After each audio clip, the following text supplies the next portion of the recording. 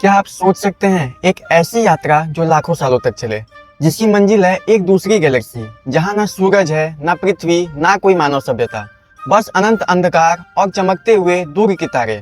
क्या इंसान कभी वाकई मिल्की वे से बाहर जा सकेगा, या फिर ये सपना हमारे सिर्फ किताबों और फिल्मों तक सीमित रहेगा? आज हम बात करेंगे उस हकीकत की जिसकी कल्पना तक करना हमारे दिमाग की सीमा को लांघ जाता है। पहले समझिए हम हैं कहाँ। हमारी गैलेक्सी मिल्की वे एक स्पाइरल गैलेक्सी है जिसमें लगभग 100 से 400 अरब तारे हैं। हमारा सूरज बस उसमें एक छोटा सा तारा है। मिल्की वे का आकार करीब 1 लाख प्रकाश वर्ष दूर है और हम इसका केंद्र नहीं बल्कि एक बाहरी स्पाइरल आर्म में स्थित हैं, जिसका नाम है ओरियन आर्म। मतलब हम गैलेक्सी के बिल्कुल किनारे बैठे एक यात्री हैं। अब सोचिए, अगर हम लाइट स्पीड से भी चलें तो हमें मिल्की वे से बाहर निकलने में लगभग हजारों साल लग जाएंगे। इंसान ने 1969 में चांद पर पहला कदम रखा। वो पृथ्वी से बस 3,84,000 किलोमीटर दूर है। हमारा सबसे दूर तक गया यान वायेजर 1, जिसे 1977 में लॉन्च किया गया था। आज 2025 में 47 साल बाद वायेजर 1 सिर्फ सोलर सिस्टम के किनारे हेलियोपोस तक ही पहुंचा है, और वो भी 17 किलोमीटर प्रति सेकेंड की स्पीड से चल रहा है। ध्यान देने वाली बात यह है कि मिल्की वे के बाहर जाने के लिए वायेजर 1 को लगभग 30,000 साल लगेंगे, और वो भी सिर्फ गैलेक्सी छोड़ने के लिए। दूसरी गैलेक्सी तक पहुंचना तो अभी बहुत दूर की बात है। जो हमारी सबसे नजदीकी गैलेक्सी है वो है एंड्रोमेडा गैलेक्सी, जो हमसे करीब 25 लाख प्रकाश वर्ष दूर है। अब जरा कल्पना कीजिए, अगर आप लाइट स्पीड से भी जाएं तो आपको वहां पहुंचने में लगभग 25 साल लगेंगे, और फिलहाल हमारी किसी भी टेक्नोलॉजी की रफ्तार लाइट स्पीड के 0.01% तक भी नहीं पहुंची है। मतलब ये दूरी हमारे लिए फिलहाल नामुमकिन है। अब समझते हैं कि हमारे लिए सबसे बड़ी रुकावटें क्या हैं। सबसे पहला है एनर्जी। इतनी दूरी के लिए इतना फ्यूल चाहिए जो आज के किसी भी रॉकेट में आ ही नहीं सकता।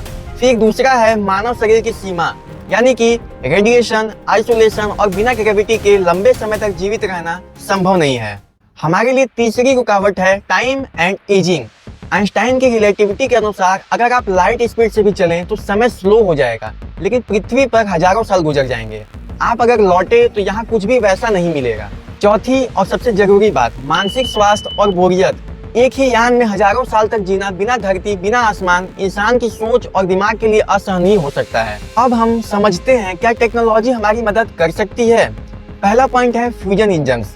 अगर हम सूरज जैसे फ्यूजन रिएक्शन से यान को शक्ति दें तो हम लाइट स्पीड के करीब पहुंच सकते हैं, जैसे project Daedalus and project long shot. Point 2, warp drive. ये सिद्धांत कहता है स्पेस को मोड़कर दूरी को घटाया जा सकता है, यानी आप खुद नहीं हिलते, स्पेस को खींचते हैं। अब सबसे बड़ा सवाल ये है कि क्या इंसान कभी सच में ऐसा कर सकता है। देखिए, अगर आप 2025 की टेक्नोलॉजी को देखें तो जवाब साफ है, नहीं हो सकता।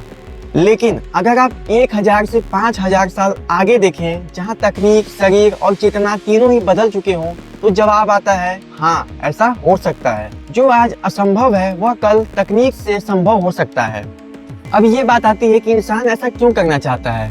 तो इंसान की सबसे बड़ी शक्ति है जिज्ञासा। हम रुकते नहीं, हम पूछते हैं, हम तलाशते हैं। हम चांद पर भी गए और अब हम मंगल पर भी जा चुके हैं, क्योंकि हम सवाल पूछते हैं, हम जीवन को जीना जानते हैं। और इंसान अब मिल्की वे के बाहर भी जाना चाहता है, क्योंकि हम जानना चाहते हैं कि ब्रह्मांड में हम अकेले हैं या नहीं। तो दोस्तों, शायद हम खुद मिल्की वे के बाहर ना जा सकें, लेकिन हमारे सपने, हमारी विज्ञान और हमारी आने वाली पीढ़ियां जरूर जाएंगी।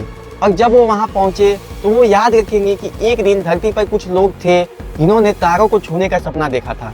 तो दोस्तों, अगर आपको ये वीडियो प्रेरणादायक लगी हो तो चैनल को लाइक करना, वीडियो को शेयर करना और लाल बटन जरूर दबाना। कमेंट में जरूर बताएं अगर आपको मौका मिले तो क्या आप मिल्की वे से बाहर जाना चाहेंगे। मिलते हैं अगले विज्ञान भरे सफर में। तब तक के लिए कीप ड्रीमिंग, कीप एक्सप्लोरिंग।